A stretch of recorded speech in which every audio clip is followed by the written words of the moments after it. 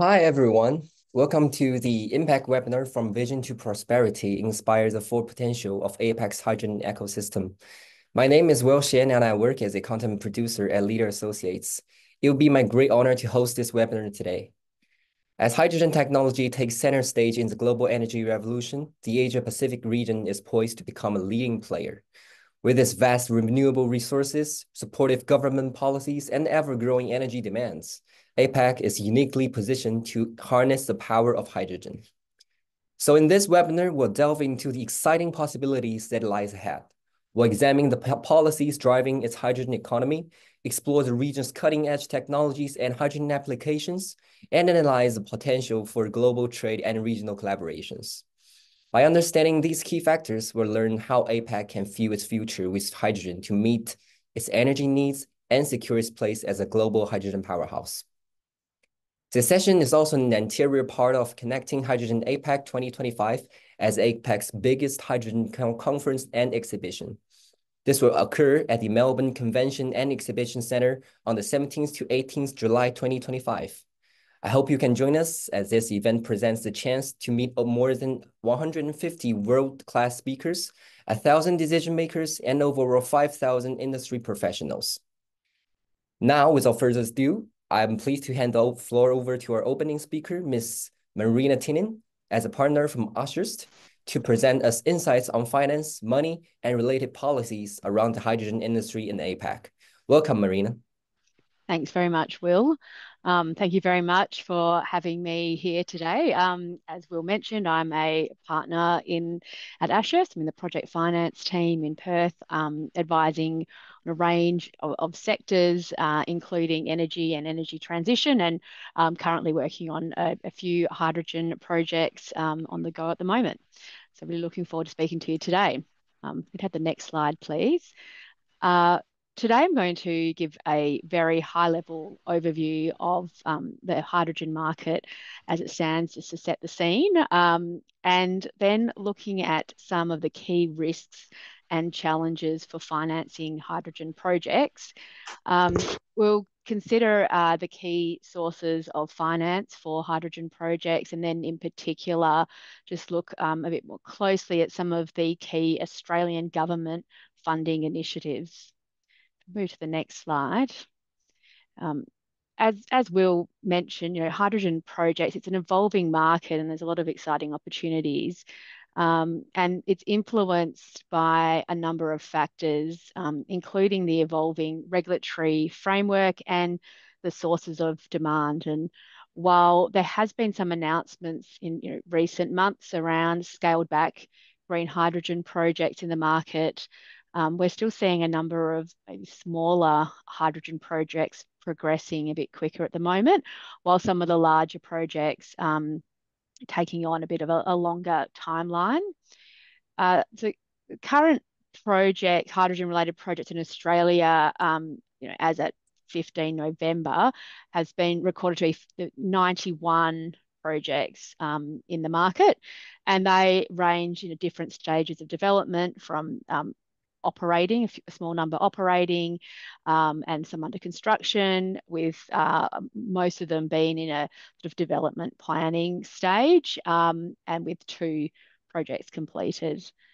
We're seeing interest in hydrogen projects from a broad number of participants, including traditional energy companies, large consumers, renewable energy developers, and they all have different interests and experience and risk appetites, which makes the projects challenging and but also very exciting to be working in that space. And this includes financiers as well to hydrogen projects who are interested, but also need to be aware of the risk profile for some of these projects. So as is an evolving market, there is no one size fits all from a financing perspective for hydrogen projects. There's really there's a number of funding options that need to be looked at as to what's best for that particular project in that market.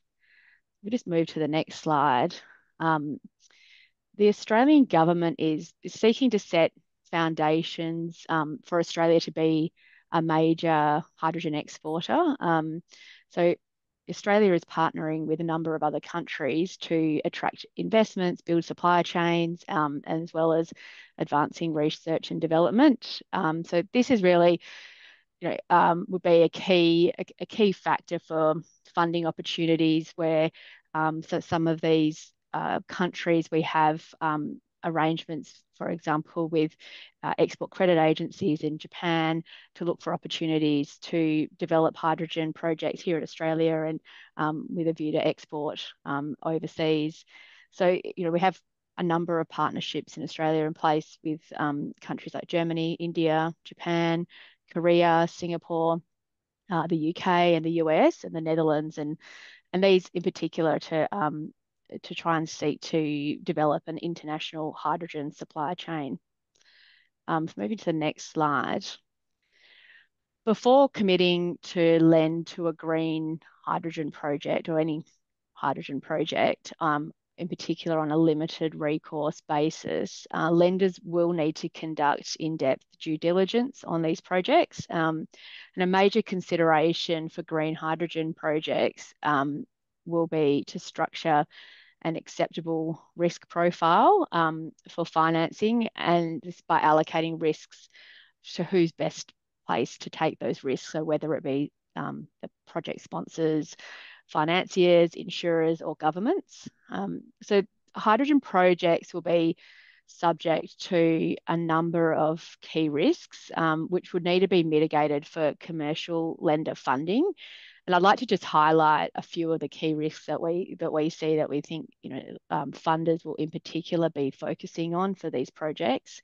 One of the, because of the emerging nature of the hydrogen market, hydrogen projects are subject to significant regulatory and offtake risk. And these are both areas that, we have experience and we can draw our experience from other industries and sectors to try and deal with the similar risks that we see in other projects to try and then mitigate those risks in hydrogen projects. In particular, as an emerging market, the regulatory risk is something that financiers will be focused on. So financiers they typically require regulatory certainty, and technical and market due diligence will be key to credit processes. And as we've seen in other first to market renewable projects, financiers may require protections in funding agreements, so like the loan agreements, for example, designed to mitigate against any downside risk that could result from regulatory change. So just with uncertainty in the market. But the offtake risk is also something where financiers will be focused on, and that's where the revenue contracts that support bankability of projects. That's a key document that funders look at to make sure there's some certainty in the revenue stream. So project finance requires a predictable revenue stream, and lenders can be expected to require a long-term take or pay offtake arrangement with creditworthy customers. And until such time as the market for hydrogen is sufficiently liquid or hydrogen is traded as a commodity to support bankability assessments of projects on a merchant basis. The other challenge that we see in hydrogen projects that lenders will look at is transport for hydrogen. The sponsors will need to demonstrate that the project has reliable transport arrangements in place. So for hydrogen, the medium of transportation is key. So the lenders will require assurance that all the necessary infrastructure is in place for both the delivery of the inputs required to produce the hydrogen and also the storage and transport of hydrogen to the project's customers. And just on the inputs, that they themselves can be a risk for hydrogen projects. So just depending on the nature and location of the projects, hydrogen projects can be vulnerable to fluctuations in prices for inputs such as electricity and water. So that's something that we see. We think lenders will be focused on and are focused on when they assess funding for hydrogen projects.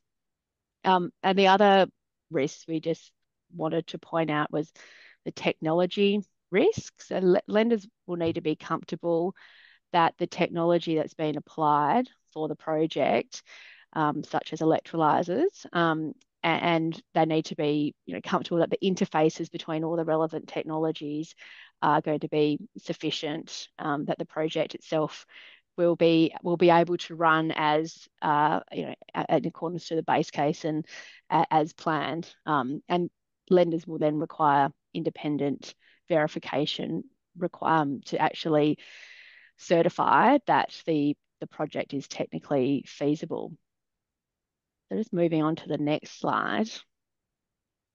So there are a wide variety of possible sources of financial support for hydrogen projects.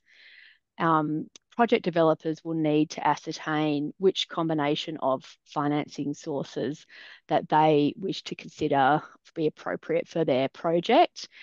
And each of these different funding options have their own specific considerations to what they will require for the structure of the project, for the what is bankable for them. But all of these funders will require in-depth due diligence to ensure that the project complies with their applicable credit and policy requirements. So, the government funders, will typically have certain policy and social and environmental requirements that may be even more, stringent than, say, a commercial bank, but then the concession funding may have other benefits that they can bring in terms of more flexibility of approach to funding as well. So it's all about a balancing act as to how what's best for your project.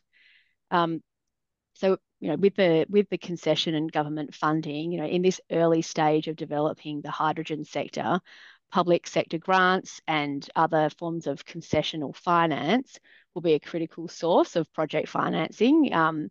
With blended financing solutions being the key to make hydrogen projects bankable and commercially viable in this early stage. So governments around the world, including our Australian government, have introduced public funding initiatives to just bridge this initial investment gap. And we'll just discuss it further in the next slide, in particular, some of the Australian government support for hydrogen projects. We'll also see that multilateral and development finance institutions will be a frequent source of substantial funding for projects in emerging sectors. So some of these agencies have geographical limits in terms of the scope of the projects and the markets that they can support. But many have to date demonstrated enthusiasm to support green hydrogen projects. ECAs can also be providers of political and commercial risk insurance and also provide direct lending to support the export of equipment and services from the country where the ECA is based, so on a tied basis. ECAs require funding in accordance with their government-imposed mandates. So, we already have seen in some projects, and we will continue to see considerable support provided by ECAs to develop the hydrogen industry. So, as I mentioned before, EFA has recently signed an MOU with KEXIM to target joint financings in particular sectors, including hydrogen. We've also seen, JBIC introduce policies which includes, supporting investments in countries like Australia, where there'll be exports to Japan as well. And of course, the funding piece, we will have seen, and we will likely have more and more interest from commercial banks as well, being domestic and international banks who would typically provide, some amortizing loans that would be required to be secured over the project assets. Just moving to the next slide. As I mentioned, the Australian government has put in place a number of measures to support the hydrogen projects at this initial stage, and we're seeing really like year on year further growth on these opportunities that the government has been putting in place. So, one of the recent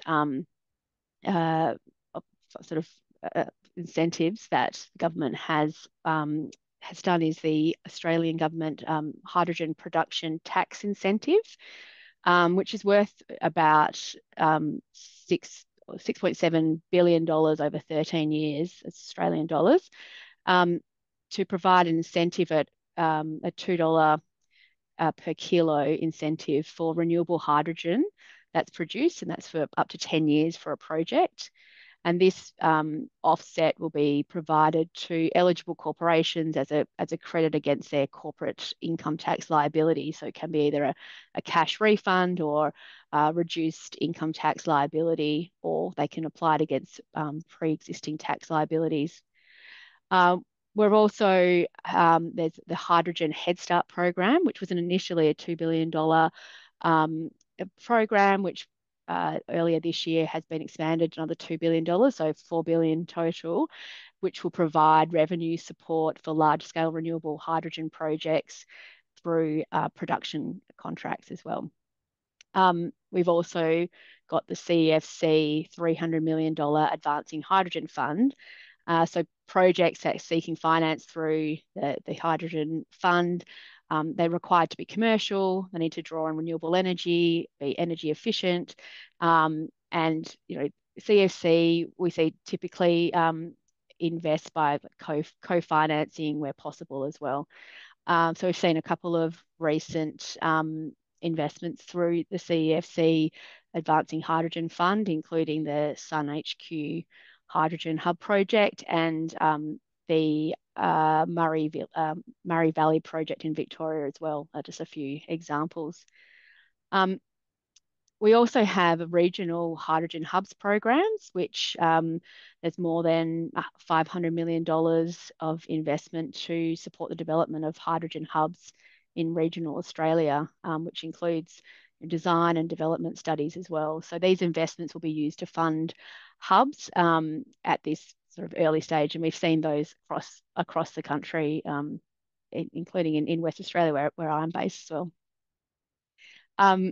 And just finally, I want to mention the National Reconstruction Fund, where $3 billion of the $15 billion fund has been set aside for financing renewables and low emissions technologies. So this will include funding hydrogen electrolyzers and fuel switching as well.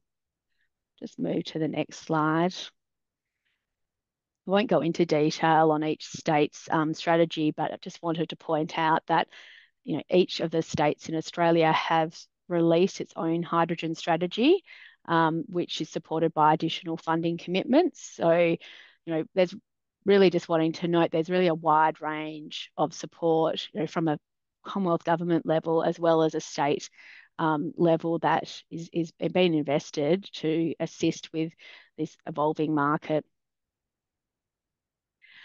So the creation of bankable projects in the short term, will rely heavily on government policies, including Australian state and federal policies, and also the policies of jurisdictions expected to be significant off-takers. So, for example, Japan and Korea, and so that that will attract capital into Australia to help develop these projects. I've got 1 minute to go, so I might just pause there, maybe, and just ask if anyone has any questions or would like to discuss anything that we've just been mentioning.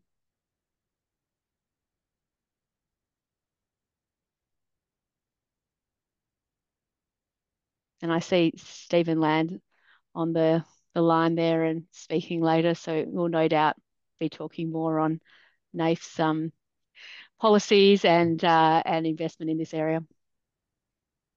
And thanks for the introduction, Marina. It's good to hear it from your perspective.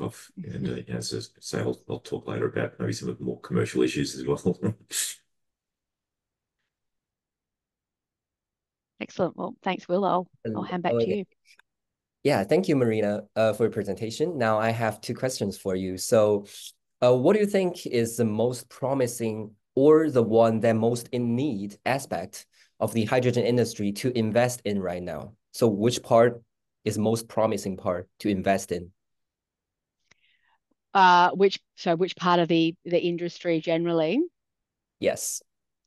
I mean, I think at the moment we're really seeing probably more smaller scale projects to really get up and running in a sort of trial way to show the technology, how the technology will work to get some comfort on some of these technology and transportation risks. So I think, where some of these early smaller projects will get up and running, we'll then see, we'll then see sort of more traction for some of the larger projects as well, which are sort of running at a perhaps slower timetable at the moment.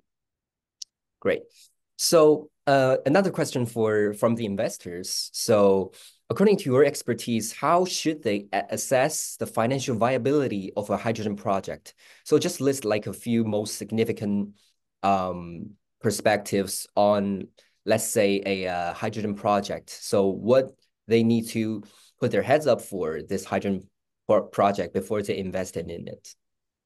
Yeah, so I think that's probably really looking at those key risks that I spoke of earlier. So, having a good understanding of the regulatory risk. I think the offtakes will be really important for due diligence and for investors to be looking at.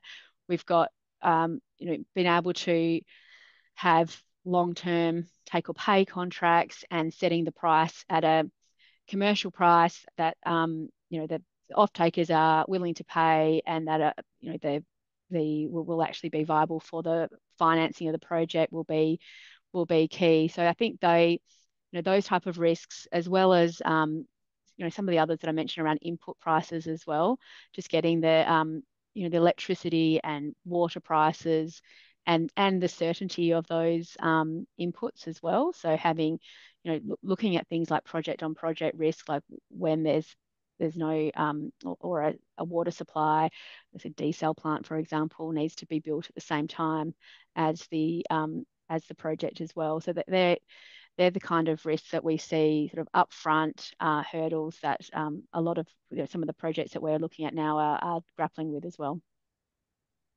Cool. Thank you so much for answering these questions, Marina, and thank you for joining us today. No worries. Now, please join me. Yeah. Now, please join me in welcoming our next speaker, Dr. Nikolai Kinaev, who is currently the leader of the hydrogen energy systems at the Future Science Platform in CSIRO. He will give us the latest technological updates, knowledge gaps in the hydrogen industry, and what the market needs to pay attention to. Welcome, Doctor.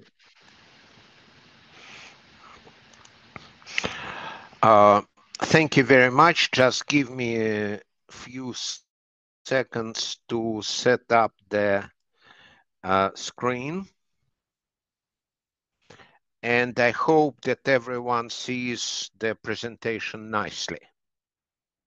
Yes, we can see you perfectly. Yep. I'll just a second. I'll start with giving my acknowledgement for the traditional owners on the land that we live and work on, and pay my respect to their past, present, and emerging one. And then I'll go straight to the hydrogen, and let's see what is the role of hydrogen. One of the things that you have to remember that hydrogen, and there's only one specific case when it is a fuel, is not a fuel. However, it's critical for the energy storage and the industry feedstock.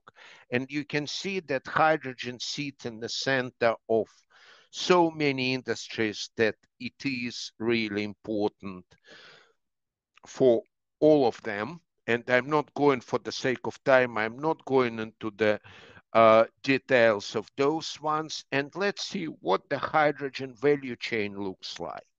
First, we have production, which can be considered as three categories based on renewable energy, based on the fossil fuel with or without CCUS, and some other means, some novel pathways for the hydrogen. Then you've got distribution and storage, which requires also transport, handling issues, all of those.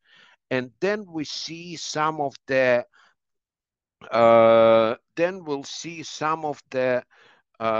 domestic and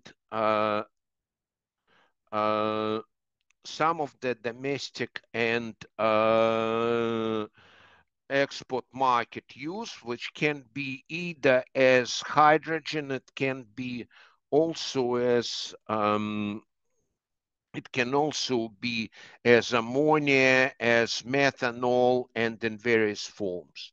And the same goes, then it's repeated, the same distribution, transport, and handling goes to export market. And underlying is there's things like understanding techno-economics, emissions, community acceptance, and provenance. Let's see now, look at the technology aspects of this. I'm not going to talk about any aspects of funding and regulation. Let's assume that we are living in a wonderful world where there's no finance limitations and regulations and legislation are ready. So here comes the question, can we do it now? And I'm going to give you some update of the mountain of death for technology development, when on the vertical axis, you can see the anticipated cost of the application at scale, and here you can see the timeline. And oddly enough, you can see that all the relevant technologies, this where the technology readiness level are. Let's see what are the maturity of the technology, how ready the technologies. And in the previous presentation, we'll be talking about the technology risks. Let's see what are the status of the technologies, and therefore this allows the investors to understand the technology risks. Let's start with the hydrogen production. With the carbonaceous material oxidation, there is two type of fully mature technologies. This is the coal gasification and autothermal reforming or steam methane reforming, which are completely mature. And then you have blue hydrogen, which is the same but with CCS. And suddenly you can see that technology drops down a little bit. And the reason for this is that when you start to have when you have two mature technologies like CCS and hydrogen production and get them into the system, then the technology readiness level of the system goes down a little bit. So we have the blue hydrogen, I would say, in deployment stage. And here we've got biomass gasification that is still have a number of technical issues to address before being considered as a mature technology.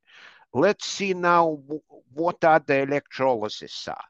And suddenly you can see that electrolysis is quite well, like alkaline electrolysis is a mature technology. And two other types of electrolyzers like PEM and solid oxide electrolyzers, they're really getting close and catch up. So from technical point of, and let's see the novel things that come in. You have thermochemical water splitting and methane pyrolysis are in development and early demonstration phases.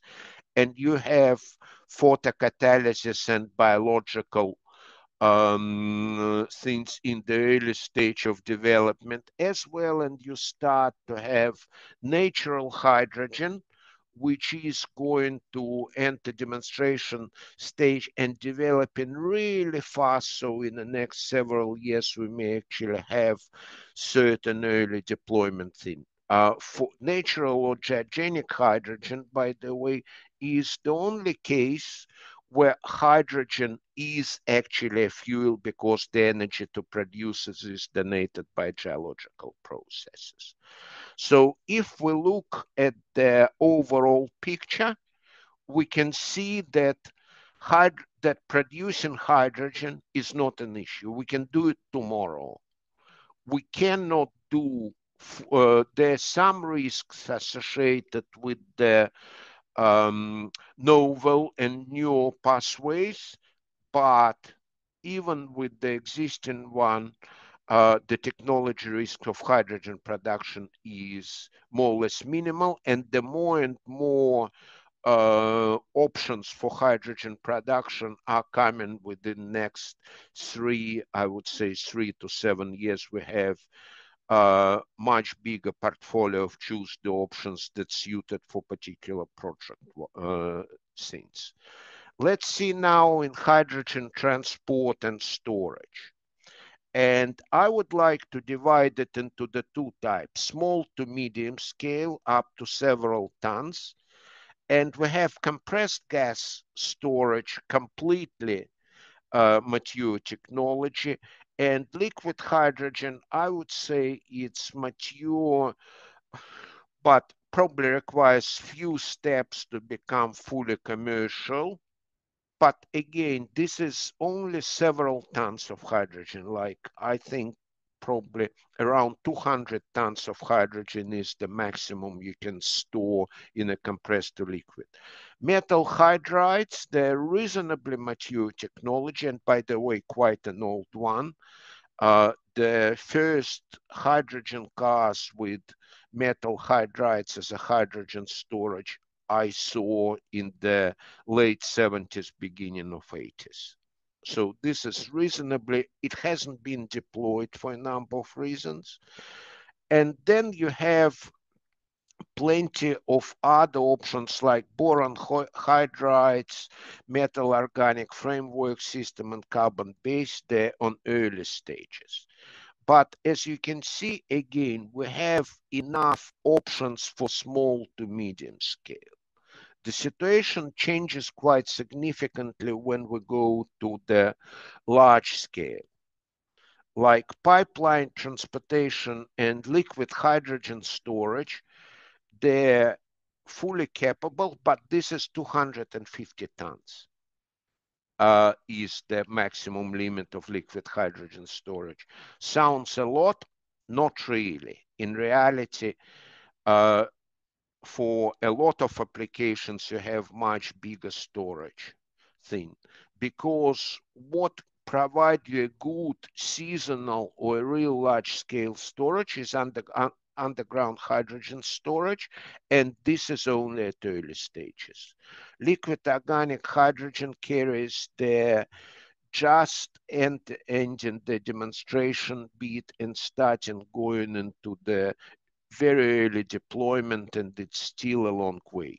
Storage as ammonia, like storing as ammonia, is not a problem in transporting. If you look at the ammonia industry, it deals with millions and millions of tons of ammonia stored and transported all over the world. Why it's a low TRL level? Because when it's going into the hydrogen value chain, it includes conversion ammonia to hydrogen. And this is something that at large scale, there's not many demonstration and deployment happening. So it's quite a number of years before it will be considered as a mature technology. So when we're looking at hydrogen transport and storage technologies, you can see that we can't do it tomorrow because there's no mature technologies for the large scale storage. And this is one of the key enablers, like if everything else is okay, we cannot have currently large scale hydrogen storage options. This is something that a lot of R&D work has to be put on. And this is, by the way, where the assessment of technology risks for the large infrastructural projects has to be particularly taken into account. Then let's see how we can use hydrogen. And with that one, in mobility, passenger cars and buses are mature technology to a certain degree, as well as trucks and trains. What are lacking, why we can't deploy the passenger cars now, is pure the cost and availability of the infrastructure. And that's where trucks, trains, buses, the heavy transport, when you have all type of, when you have centralized small amount of refueling stations, is something that can be done much easier than the vast amount of the passenger cars. And that's, by the way, why some of the companies are moving out of the hydrogen passenger cars at this stage and put their attention more on the heavy transport. When we come to the marine environment, there are several options, including marine including hydrogen fuel cells, hydrogen turbines, or ammonia-run diesel engines, and they in the stage of demonstration and the early stage of deployment. And again, having the ports infrastructure is something that you cannot have this thing successfully deployed without the like, even if you have technology ready, the infrastructure readiness level can be well behind. With aircrafts, it's and this includes synthetic aviation fuel, it's much lower technology readiness level. Although saying so, then back in the late 80s, you can Google Tu-155, there was a liquid hydrogen run aircraft, but unfortunately with the collapse of the Soviet Union, this project was cancelled.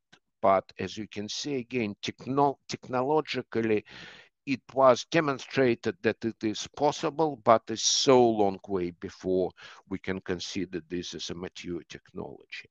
Let's see how we can use hydrogen for decarbonizing heavy industry. Direct combustion and co-firing, as well as hydrogen direct direct reduction of iron ore, is getting closer to maturity. It's actually been demonstrated and deployed, and now there are plans to build it.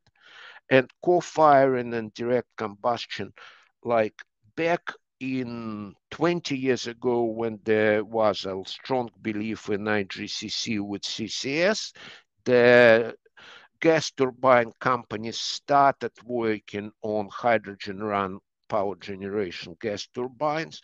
And now, although it's to a certain degree mature technology, but to the lack of the user cases, there wasn't enough demonstration of this. However, this technology is well done. Use hydrogen for industrial heat, like for the calcination, is in demonstration and early deployment stage, and this is where the Gladstone alumina calcination project is a good example of how to use hydrogen wisely. And also ammonia direct fuel combustion is also something that is at the demonstration and deployment. So with decarbonizing heavy industry, we have some options that we can use now, and there's much more options are coming. And then let's look at the power generation. It looks pretty good because fuel cells are mature technology as well as hydrogen gas turbines. And ammonia fuel cells is also on its way. So you can't see many of the true critical technology risks in this area. However, if you look at the chemistry industry at large scale is also looks quite reasonable, because methanol as well as ammonia production, like ammonia production is a mature technology. Haber-Bosch process is more than 100 years old, and it doesn't care which hydrogen comes in. So it's now the more on a ball in the hydrogen supply chain rather than the hydrogen use chain. Similar with methanol production, with synthetic fuels and olefin and aromatic production, there is a little bit more delays there, but again, large scale. What is important is small to medium scale, because the nature of the renewables and the hydrogen production means that there will be more and more small to medium scale hydrogen production sites.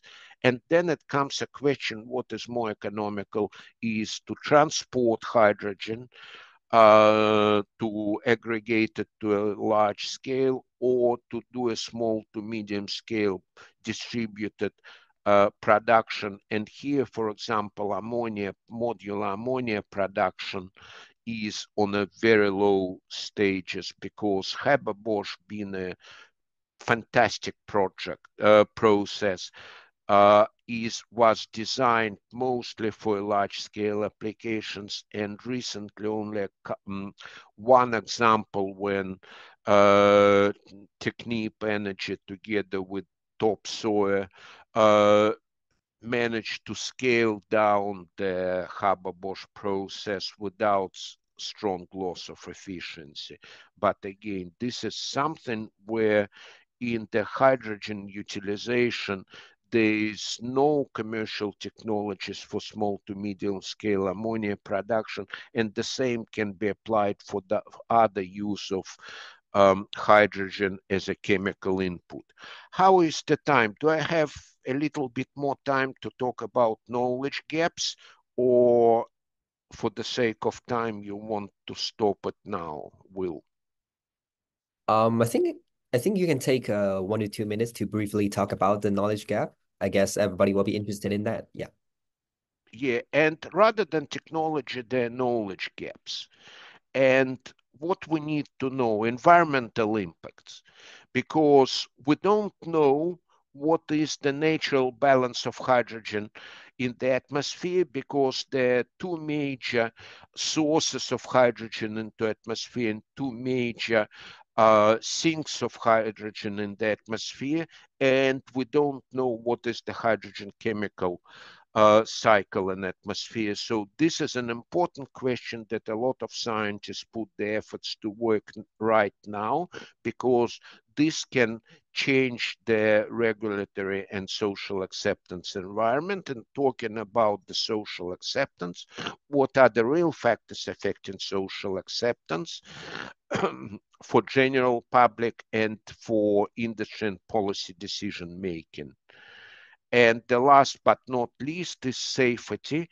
Is our testing for hydrogen embrittlement adequate, and can we prevent hydrogen embrittlement, or we are able only to manage it? So those are not the technology things, but the important knowledge gap science has to work on now to allow the market to make the weighted and considered decisions, fact-based decisions. Thank you very much. And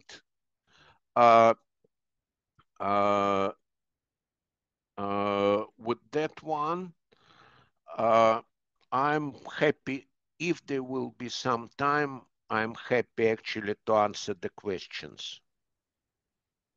Thank you so much, Doctor, for your presentation. So I just have a brief question from Philip Walls to you.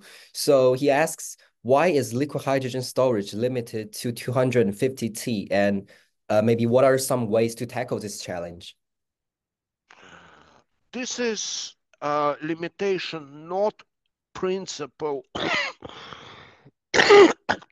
They have no fundamental limitations, but this is, if you look at the size of the standard cryogenic tanks, that is something that provides the limitation. You can build much bigger tanks, but then each technology, as you know, had their sweet spot for the size versus efficiency.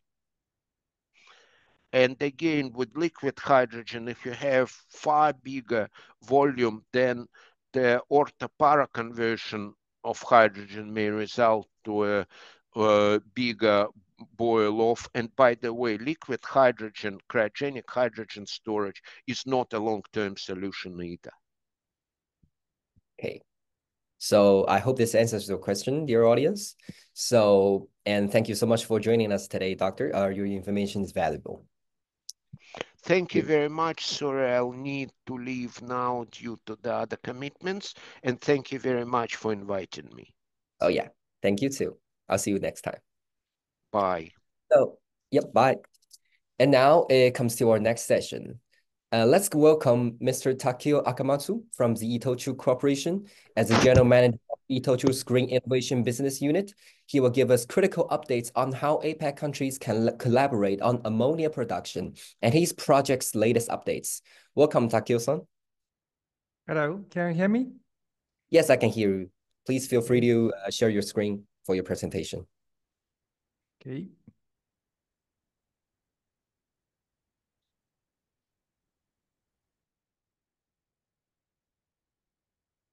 Can you see this?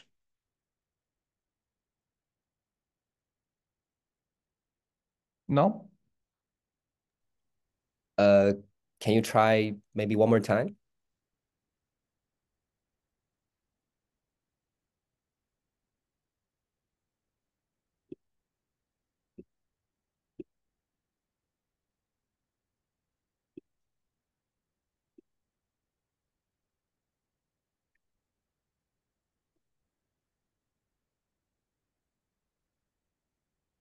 Yeah, or we can drive the slides for you. Yes, if it is the case, yeah, please. Yeah. I'll drive the slides for you. So just please inform us whenever you need to turn the pages. Yep.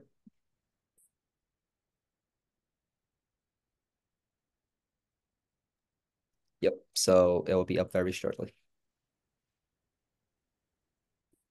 Okay, thank you. And please go to slide 2. Okay, so first of all, thank you very much for the opportunity to share our activities as a Itochu Corporation for ammonia as a marine fuel. I'm Akamatsu from Itochu Green Innovation Business Unit, originally Marine Department, which is handling the international shipping business, but now I'm focusing on the ammonia project with many stakeholders. Please go to slide 4.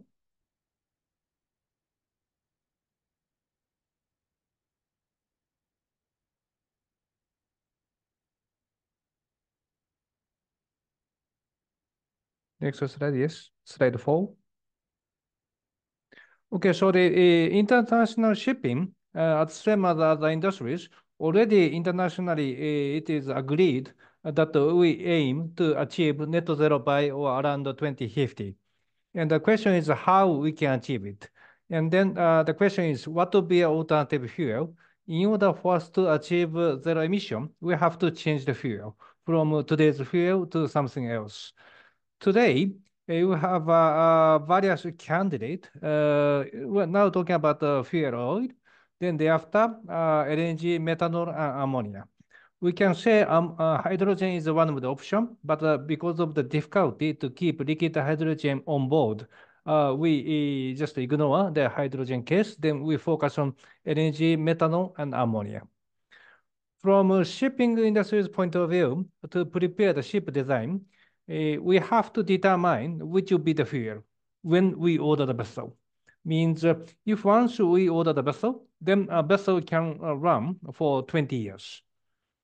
So therefore, we have to decide our fuel now until the 20, like 40, 50, as a full life of the vessel. The question is, what to be our next fuel? LNG and the methanol is today's option, and the ammonia is tomorrow. And if we talk about LNG, LNG only 24% reduction in case of fuel maritime. So to achieve net zero, we have to change to bio-LNG or e-LNG. In case of methanol, also at sea, only 9% reduction.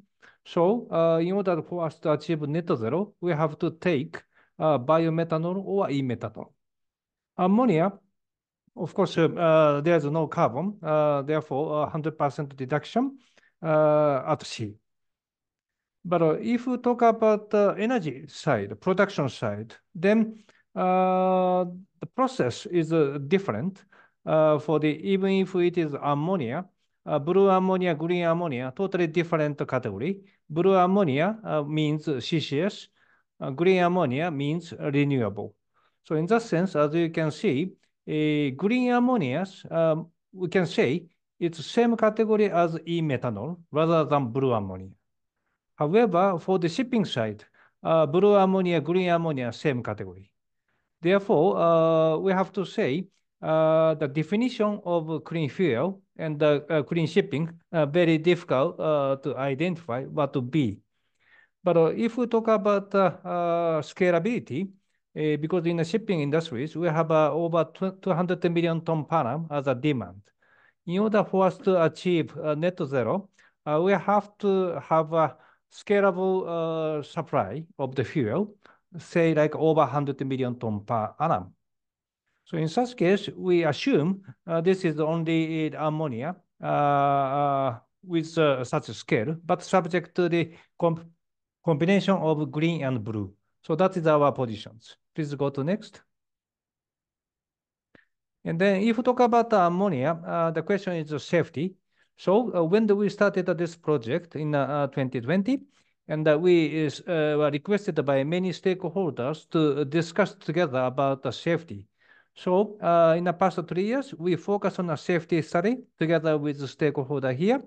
And we set up 3 workshop. First workshop for more safety issues. Second workshop with the port authorities for the bunkering safety. And the third workshop in the 23 is for the containers. Please go to next slide. So this was the findings at the second joint study with the port authorities. So at that time, we understood that the message from port authorities was to prepare the concept without ammonia release under normal operation. So that is the key message from port authority. Then thereafter, we continue to discuss with all stakeholders how to achieve these ideas. Please go to next. And then based on such key factors, findings, together with Fuji Electric in Japanese manufacturers to develop some technologies, how to achieve zero release during a normal operation. So there are some key factors, how to detect the ammonia release or how to confirm completion of purging, and then something others. So this is under development with the support from the Japanese government. Please go to next. So this is a CSIRO study with many stakeholders related to the liner service. And for liner service, normally liner people requested us to do a bunkering during cargo operations, container operations. So we have to discuss about SIMOPS restriction in such case. So last year, 2023, we set up a various workshop to discuss about the SIMOPS study with various stakeholders. Please go to next. And then, as of March this year, we decided to terminate those 3 study framework because we intend to shift from development stage to commercialization stage. So we decided to stop those frameworks and then now focus on the commercialization. And there's 2 bottleneck. First bottleneck is the engine, and the second bottleneck is safety. And the engine itself in the shipping industries, 2-stroke engine for deep sea vessels, mainly developed by MM and WinGD. And both parties are under development of ammonia fuel and 2-stroke engine, and we can say almost a final stage. So both of them, they are planning to commence full cylinder engine test by MM from this quarter. WinGD, a 1-cylinder engine test from this quarter as well.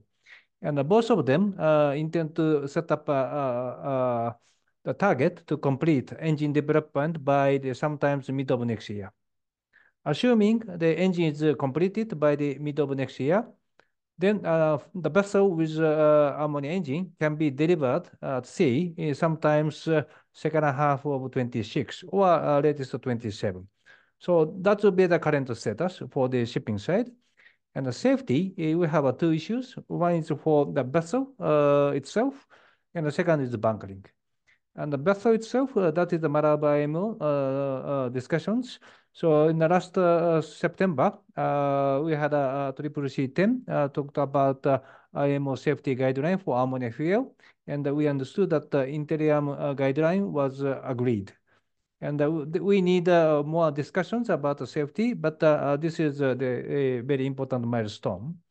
And the bunkering, various countries, including Singapore, they are under preparation of their own guideline. We have to say the bunkering is not for international guideline. That is based on the local guideline. Therefore, each local authorities have to prepare their own guideline in line with their local the positions. But as you can see the box, besides many issues is still ongoing, we can say a order book of ammonia fuel ammonia vessel, except ammonia carriers, over 20 the vessels were order book. And those vessels can be delivered in earliest case second half of 26 if engine is completed in by the mid of next year. And then thereafter, many vessels with container carriers, car carriers in China and Korea, Japan, we assume so. Please go to next slide. Next, please.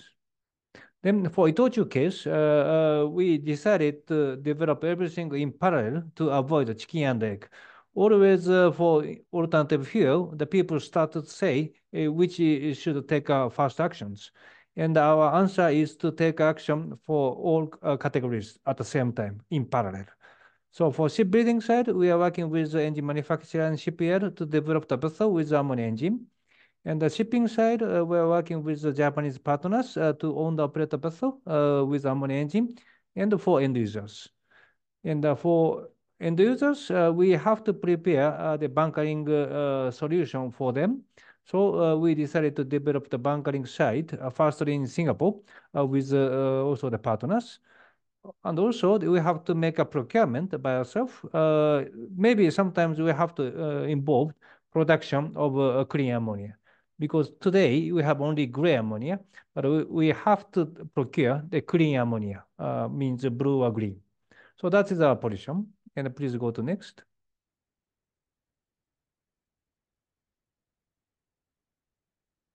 And that is just a reference what we did until now. So in case of ammonia fuel vessel, together with Japanese partners and supported by Japanese government, we are under development of our first ammonia fuel vessel, which is bulk carrier, 200,000 type bulk carriers to carry iron ore.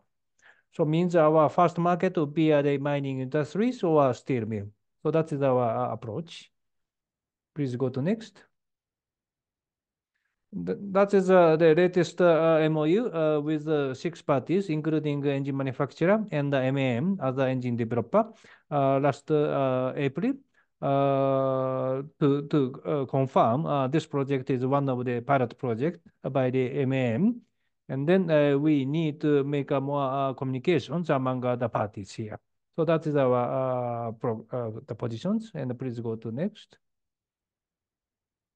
So that is the second pilot project with Taiwan shipowners Yumin, and also we intend to develop together for bulk carrier as well. Please go to next. So this is a project pipeline, and we Itochu are now under development with various vessels with various stakeholders partners.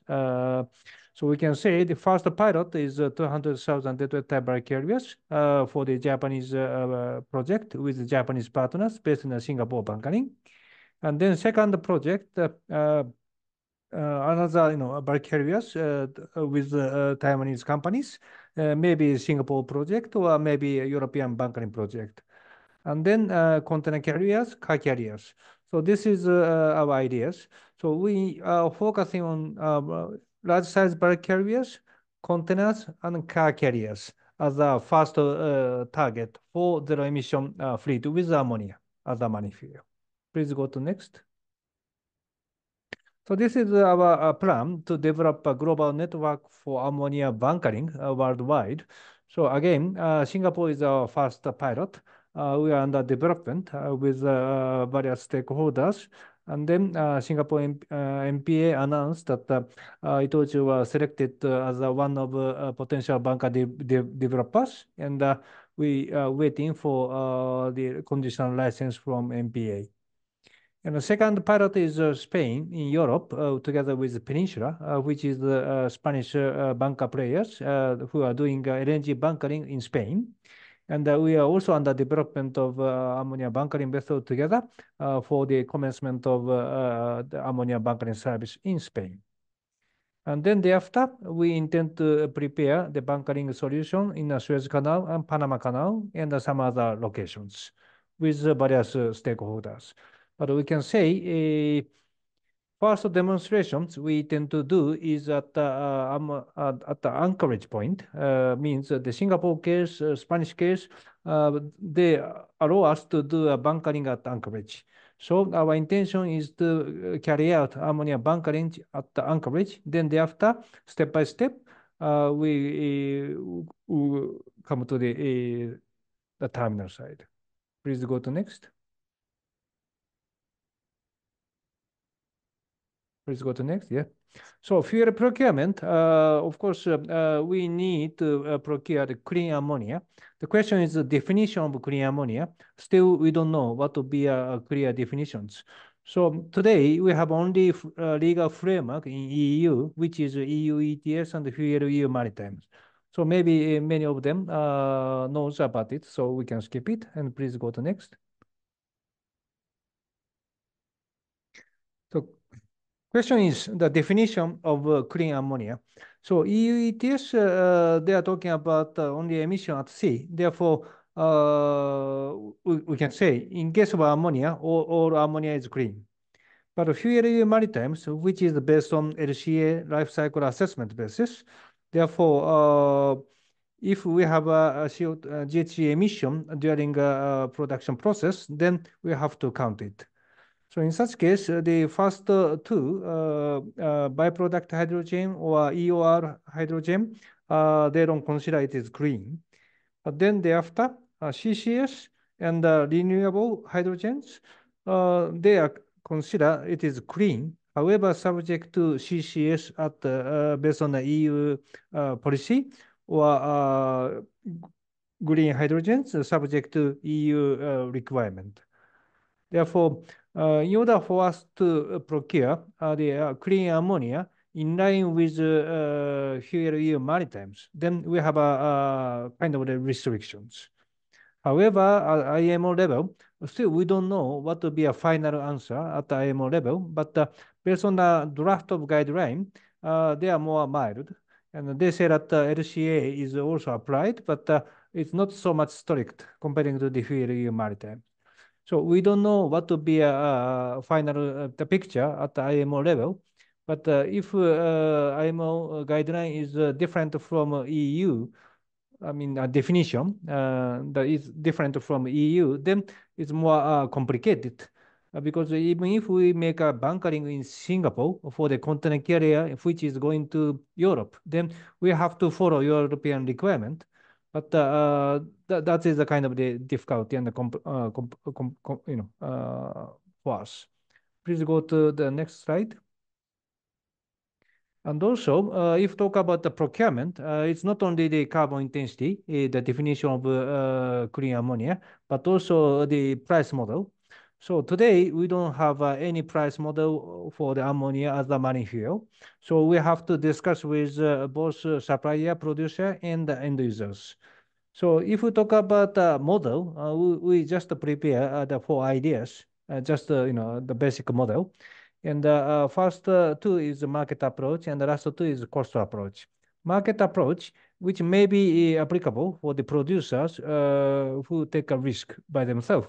The cost approach, the producer who need finance, project finance, means the financer may request some price model to cover the cost. Therefore, the market approach or cost approach. Market approach, one idea is to follow today's ammonia market, which is gray. And the second is energy value, means ammonia, we have to say, less calorie comparing to the conventional fuel. So if conventional fuel is like $700 per ton, then ammonia theoretical price should be like a half, $350 per ton because of less energy. However, the ammonia have the benefit of clean premium. So how to set up the mechanism based on that? Cost approach is very simple. In case of blue, the cost is the gas as a feedstock. And if it is green, and then cost is the capex. So maybe the producer prefer the fixed price. Then the question is how we can introduce the carbon intensity definitions and price model at the same times with the various producer and the end users. So I think that is one of the key issue, how to introduce the ammonia as a mining fuel into the market. Thank you very much. Thank you so much, Takio-san. So I've got a question from the question box for you. So he wants to know what is the timeline or time frame for conventional fueled large container carriers being replaced by ammonia fueled container carriers? So what is the timeline for that? Okay, of course, that is depending upon the policy by the liner company. But recently, like a German liner company, Hapag-Lloyd, announced that they order LNG-driven container carriers, but based on ammonia ready. So means if engine is ready, then many container liner may start the project more seriously. Therefore, maybe that would be a question only when engine is ready. Therefore, maybe we are also very much interested in how the liner company will take decisions if engine is ready. Okay. Thank you so much for answering, Takio-san, and I hope this answers your question, Mr. Walls. So, and thank you so much for joining us today. We hope to see you again next time. Thank you. Yep, thanks. So next we have Mr. Nikolai Boltz. He is the country representative for Japan, Korea, and Australia from ThyssenKrupp. He will emphasize the trading system of hydrogen in APAC and the opportunities and challenges it entails. Welcome to the stage, Mr. Boltz. Yeah, thank you very much for the kind introduction. Can you hear me? Yes, I can hear you perfectly. Okay, so please bear with me until I share my screen.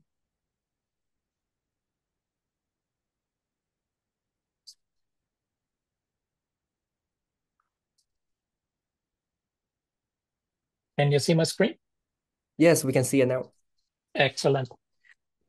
So thank you very much again. My name is Nicholas Bolzer, and I'm representing out of Tokyo the ThyssenKrupp group here in APAC. ThyssenKrupp, for those of you who are not aware exactly what we are doing, is a German multinational company with approximately 100,000 employees. And our history is definitely in the iron and steel industry. For today's topic, hydrogen, we are active somehow in 3 areas. First of all, with our subsidiary CSIRO, we are producing electrolyzers to produce green hydrogen out of electricity. So we are on the production side.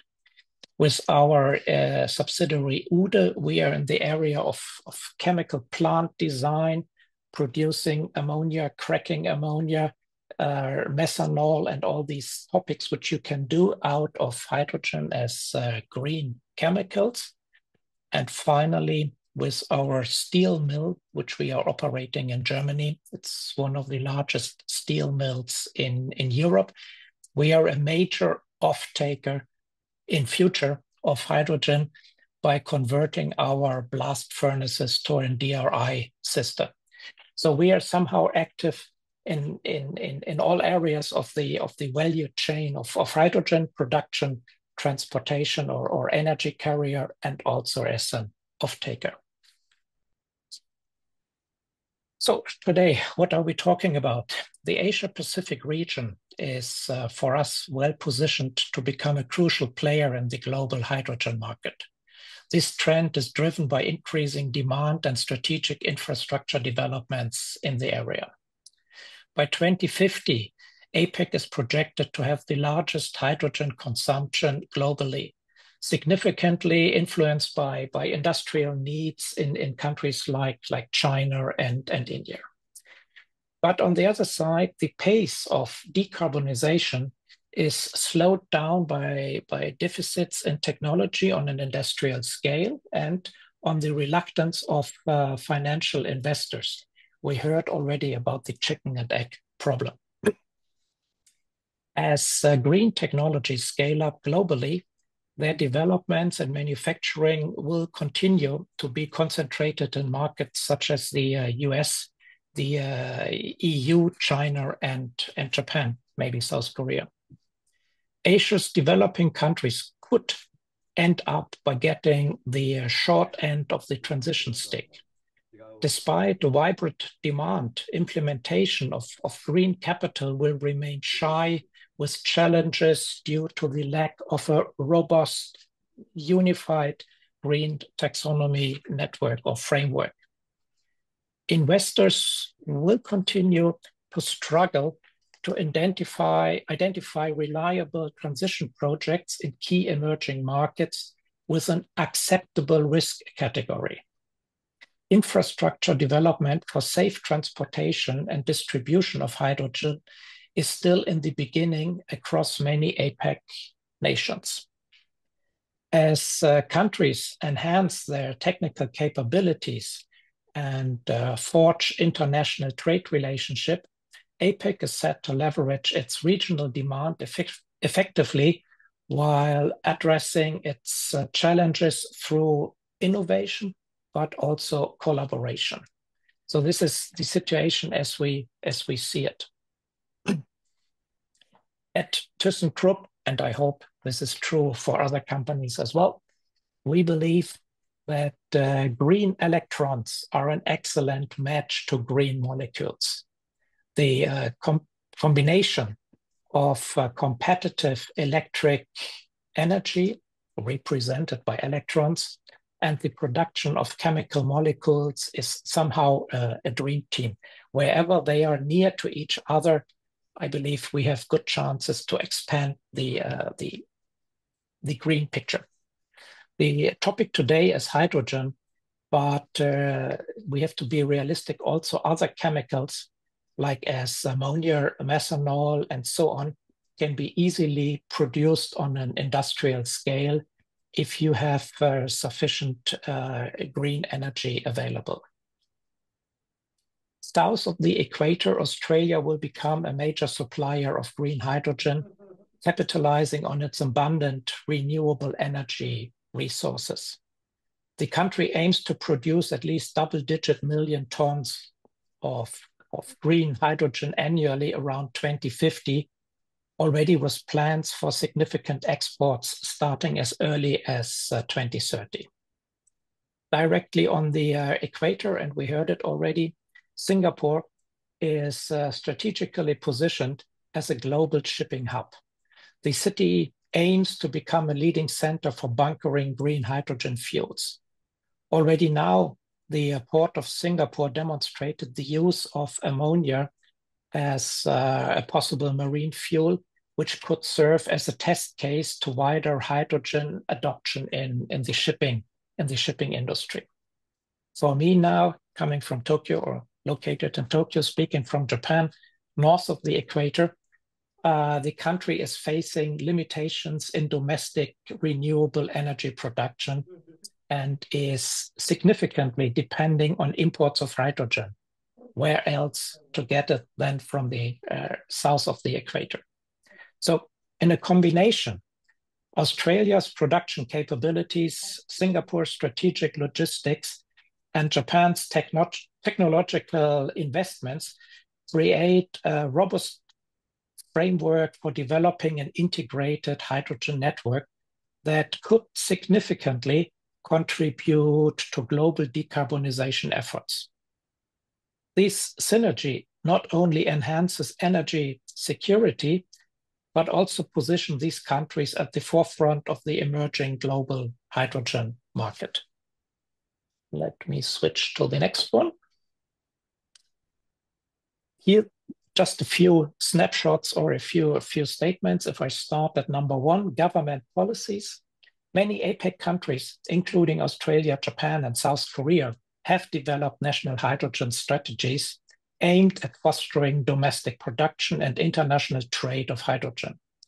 Such initiatives provide a framework for investment and development in hydrogen technologies.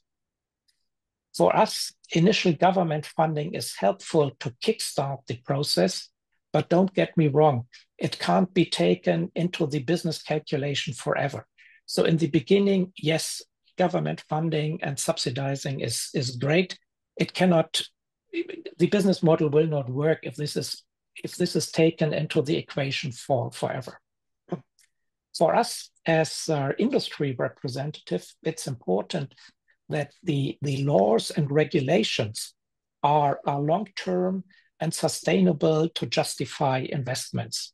Whenever we have to decide and we have to make an investment decision, we have to be sure that not tomorrow a new government will change everything and we are lost somehow with our investment. Next one, number two, standardization.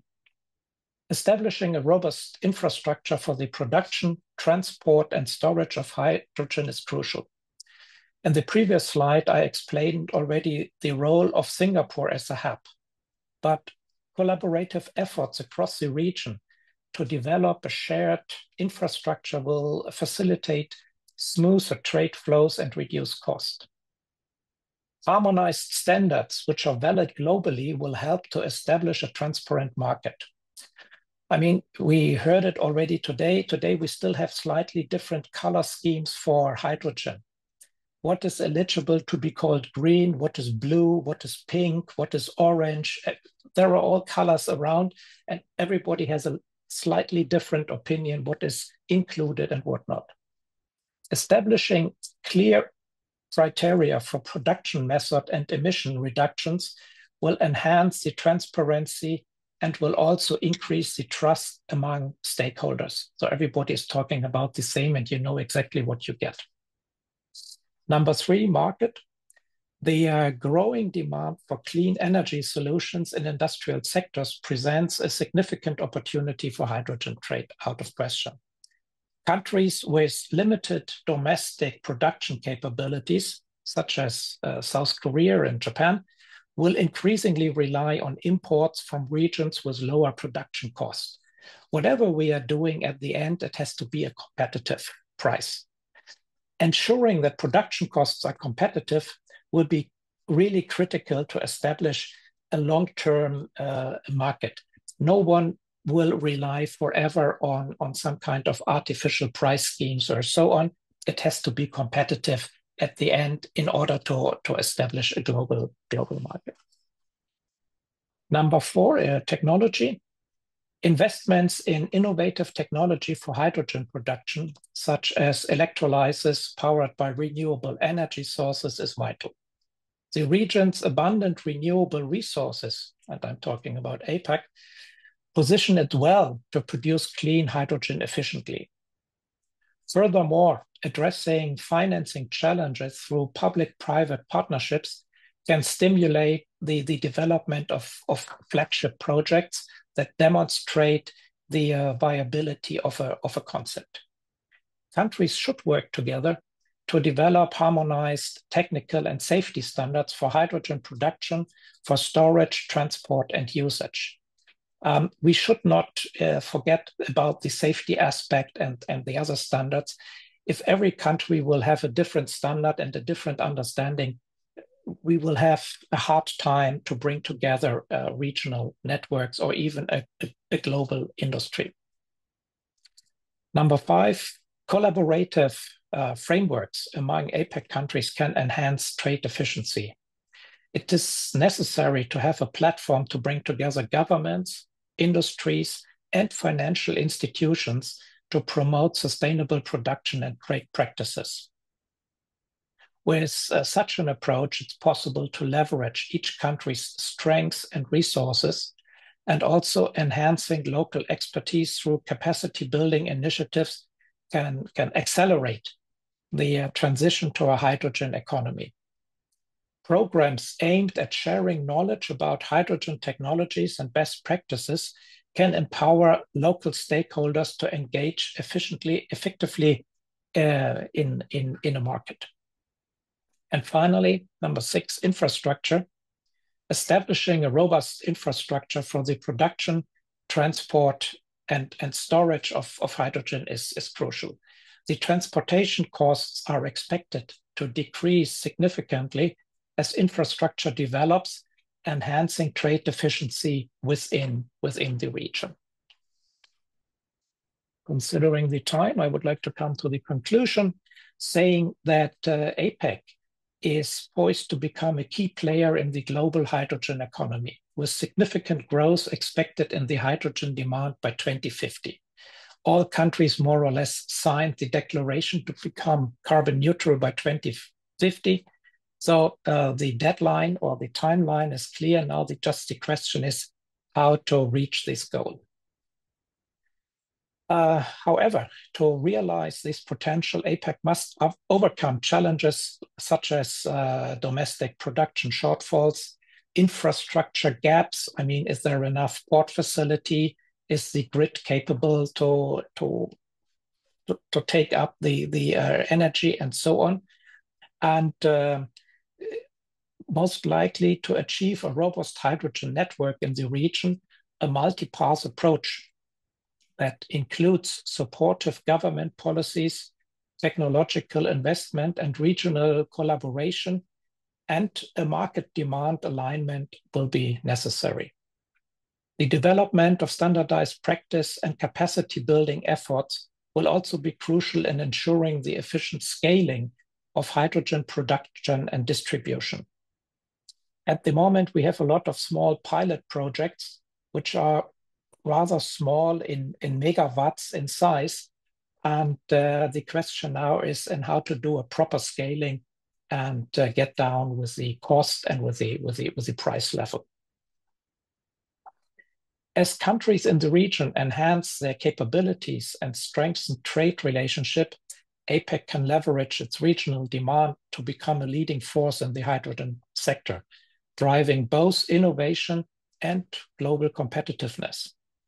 Through coordinated efforts and strategic investment, APAC is, in my view, well positioned to address existing challenges and unlock the full potential of hydrogen as a clean energy solution.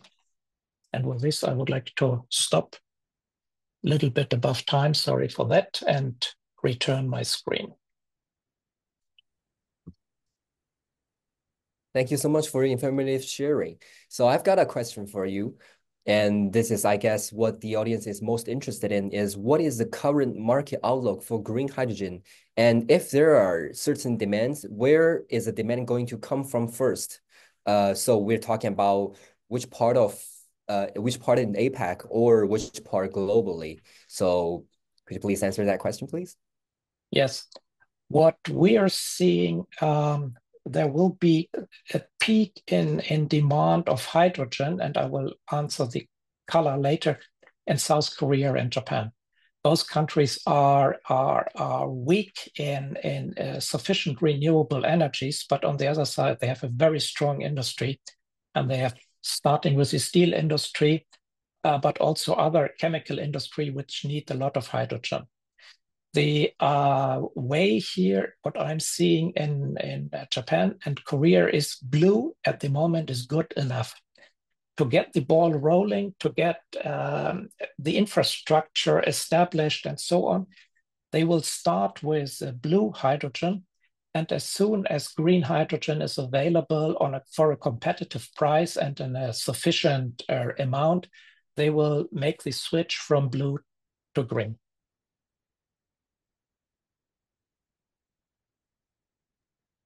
Okay, thank you very much for sharing these answers, and I think the audience will find that very interesting.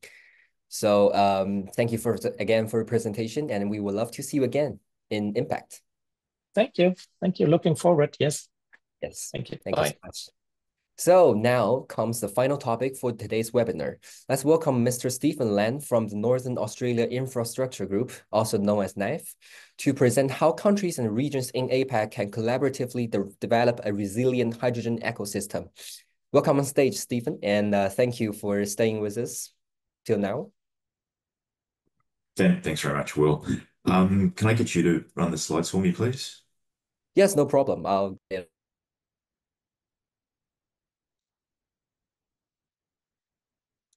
Great. Thanks very much. So look, for the people on the call who don't know us, I'll just give you a quick 30-second introduction. Northern Australian Infrastructure Facility, it's a government gap financier. It was set up in 2016 by the federal government, really to address a financing gap across the north of the country. Northern Australia is only up to around 5% of the population, but it's around 50% of the land mass. So it's very sparsely populated, subject to a lot of environmental and logistical issues in terms of harsh climate, which is why it is so good for the production of renewable power and potentially green hydrogen. Has a very high radiation level, and it's also got very good connections in terms of the port facilities across the north. Next page, please. So today I'm just going to run you through a bit about the hydrogen industry. I think we've had previous speakers have gone into a lot of detail around the I guess the financing issues around hydrogen, also the various new use cases. So Akamatsu-san went through how shipping is now looking for ammonia, and I think there's quite a lot of other areas, but it's also important to notice that there's also a very large hydrogen industry already. It just happens to be of the grade form, and it's an element that is used extensively. Next page, please, Will. So just to give it a quick overview, and I know people probably read this already, but there's a couple of things with hydrogen which are important here.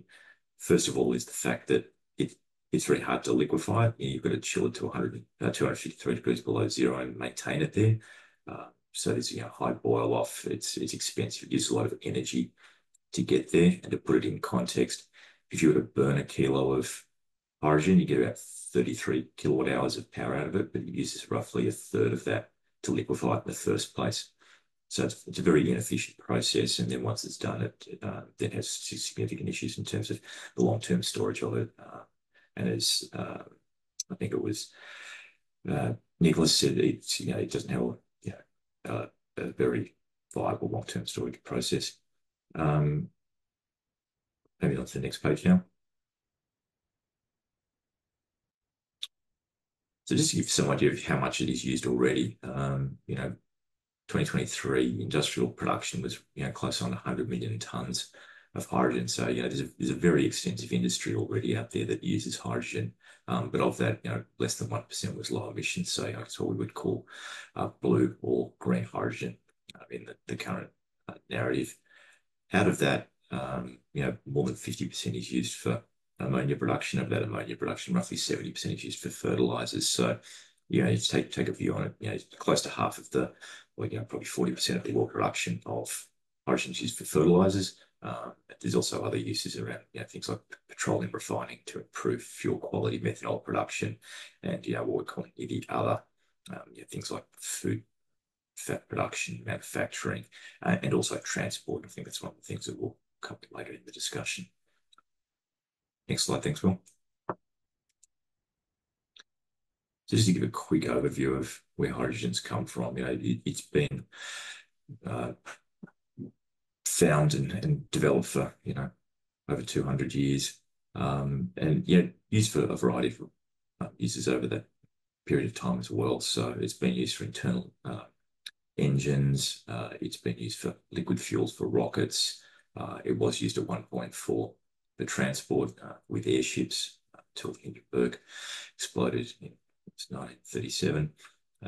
So it's not like this is a new industry. This is it's a long-standing industry with long-standing operational guidelines, uses, etc.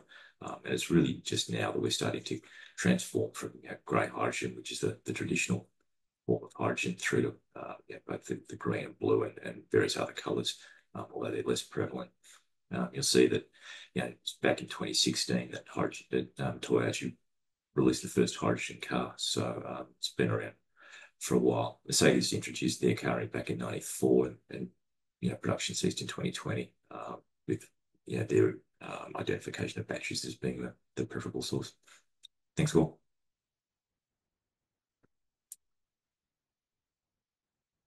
So this just gives you a bit of a high-level overview of the various aspects of what could become the hydrogen economy, both in terms of the production of hydrogen under conventional methods, but also renewable methods.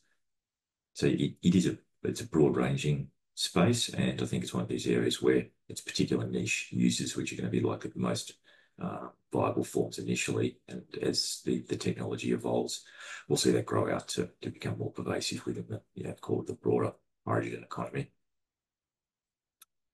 Thanks, Paul.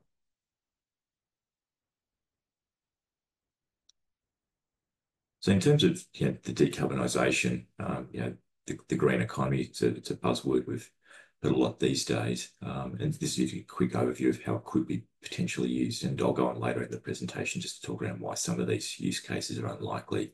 But I think we've got a lot of innovative and people around who've come with some great ideas. However, I think where the rubber hits the road really comes down to the financing of those ideas and the business economics. And as previous presenters have identified, these are long-term use cases. So this is really around providing regulatory certainty, price certainty, etc., for the long term. And we'll talk about some of the issues that presents. It was also mentioned initially, it was Marina.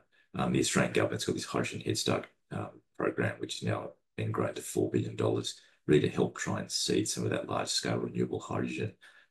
But as we'll talk later on, $4 billion is really a drop in the bucket when it comes to the sort of scale that's required to transform the broader economy towards a more renewable basis.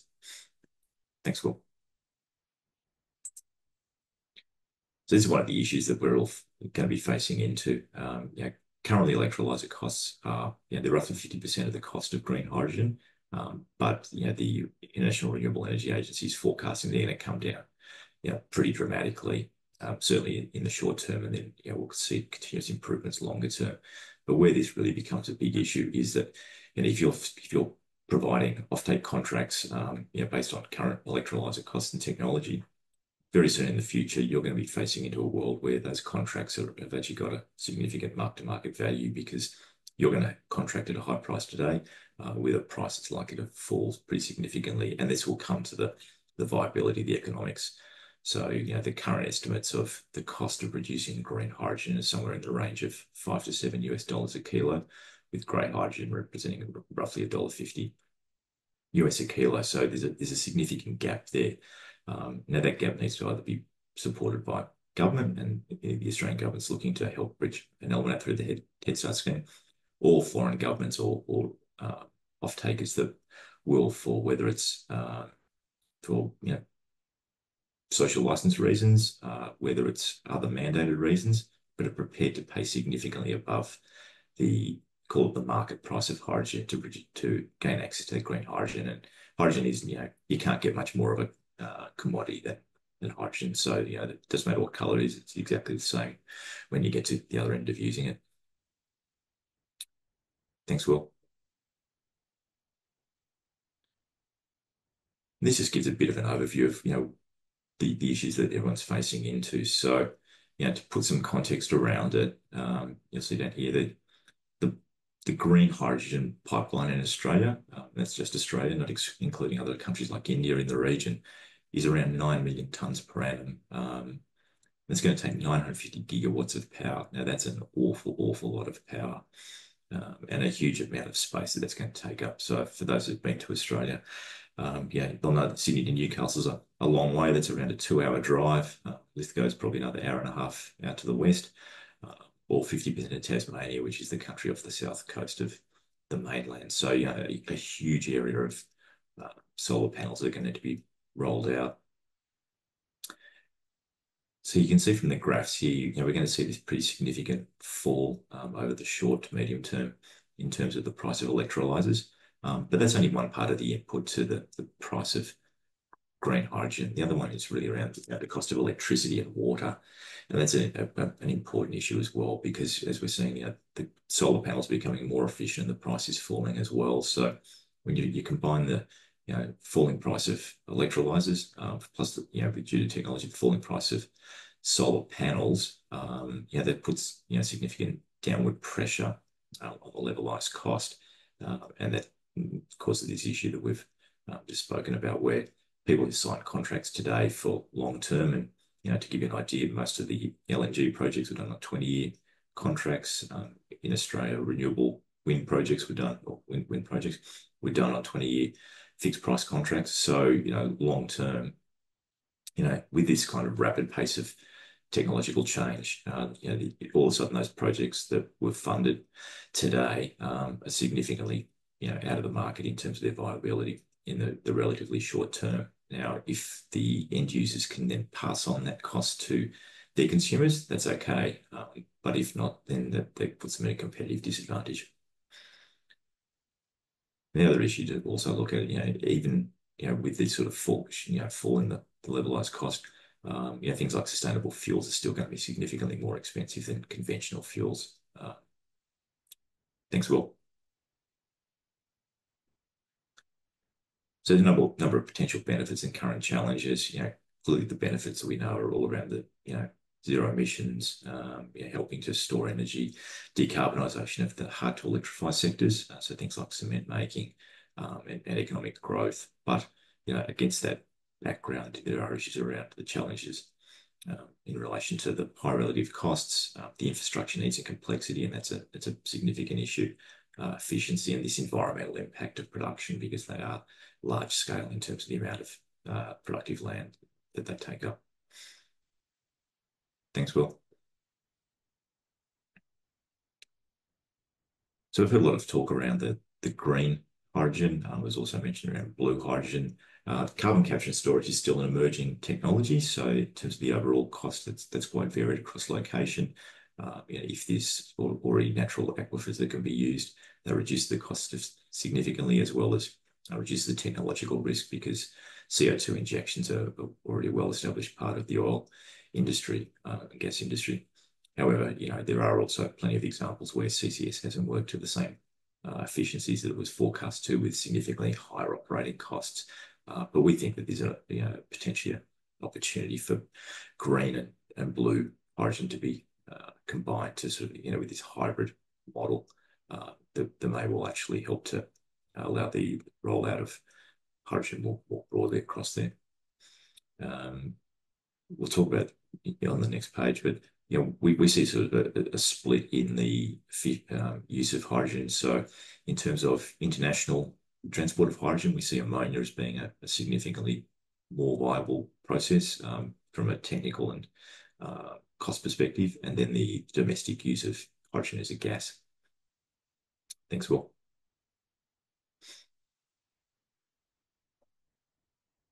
So just running through some of the issues around hydrogen in the region, we see that, you know, in terms of the sustainable hydrogen industry, you know, transport's difficult for compressed or liquid hydrogen. You know, really, and that comes down to the physical characteristics of it. You know, it's hard and expensive to liquefy. It's got to be maintained at very low temperatures. Although it's been specialised ships developed, you know, there's still very much a novel technology. So therefore, you know, for any large-scale rollout of hydrogen in the region, you know, there would be a very significant investment into ships and, you know, loading facilities, etc. And this is really where the offtake comes into it. You know, in order for projects to be viable, you know, producers and investors need to see that there's going to be a return on their investment over the long term. So, as was mentioned previously, having a short-term support from government really doesn't help, because ultimately you can't get the return on capital. So this is around governments providing long-term support, and that could be through whether it's they act as a subsidy for buyers in the region, whether there's mandates imposed, so it puts everyone on an equal playing ground in terms of the markets they're operating in, or a combination of the both of them. That's probably the ultimate factor in terms of the success, because if you've got a firm source of revenue, you can obtain financing, you can obtain other investment partners, you can put in place the necessary infrastructure that this sort of change in the methodology will require. As I said earlier, I mean, shipping ammonia is much easier. It's already 55% of the use for hydrogen, so we see that any international trade is likely to be in ammonia rather than in liquefied hydrogen, and we think that because of that, there's already well-established processes for shipping ammonia around the world, so that reduces the technical risk. It also gives you other options for those vessels if they ever come off the trade. But we think for gaseous hydrogen, co-located or near-located facilities make a lot of sense. So, basically, rather than bringing Mahama to the mountain, you bring the mountain to Mahama. And so, in Australia, we're looking at potentially steel production using green hydrogen in Northern Australia within our region. But that would be new build steel plants there rather than restructuring existing ones. So we're quite involved in trying to help support to get the investors into that area. Fertilizer, recently, the permanent urea plant started construction in Northern Australia, so that's based on grey hydrogen, but there's no reason that in time we couldn't build green hydrogen, green fertilizer plant up there, and there's a lot of research around the sustainable aviation fuel. In terms of the requirements to build this sector, though, it's this long-term robust offtakes, and there really needs to be take or pay at a fixed price, and an acknowledgement that that's the cost of developing a new industry, that ultimately these off-takers are going to be paying above the market price, probably all the way through to the duration of those contracts, because the technology is going to push them new marginal cost down. But that's sort of what it takes to build this, and that's why having government involvement is critical. This is not an area that the private sector is going to be able to resolve the issues on a standalone basis. And also with government, it's around this policy support. If there's changes to policy, or investors can't see a certainty for the life of the investment, that they need to get their return back, they're just not going to make that investment. It is a novel area, and this is something really being driven by governments and government obligations. So the governments need to stand behind these. And as I mentioned earlier, that really around this, falling cost of renewable energy electrolyzers. So with these very substantial falls and the rapid pace of technology development in these areas, somebody's going to have to pay for it. The reality is that if you build a project today, it's going to be substantially more expensive than if you build the same project in 5 years' time. So how do you incentivize people to be the first mover and get these projects underway? Governments really need to look at these subsidies, but I guess the question to be asked of them is, how long are they going to lock these subsidies in for? We've seen in Australia initially 10 years. Will that be enough to actually support these projects is a question mark. And as you may have seen in the press, a number of, a couple of high-profile transactions have actually sort of been put on ice just due to the uncertainty around that within the Australian market. So I think in terms of an overall view on developing hydrogen in Asia Pacific, it's really around, I guess, collaboration. As previous presenter mentioned, there are certainly opportunities in Australia. A lot of open space, particularly in the north. Stable government, common law regime. So a good framework. But all these projects are currently being held. Large-scale projects are currently being held up because they haven't been able to make the economics work on a long-term basis due to this discrepancy between the current production price of green hydrogen and the market price for grey. So, really looking for support from offshore off-takers to help develop that. And I know there's certainly, a very high level of awareness that, collaboration is required across government as well as in the private sector to make that happen. So, next one, Will.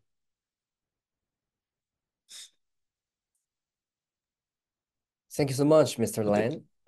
Yep.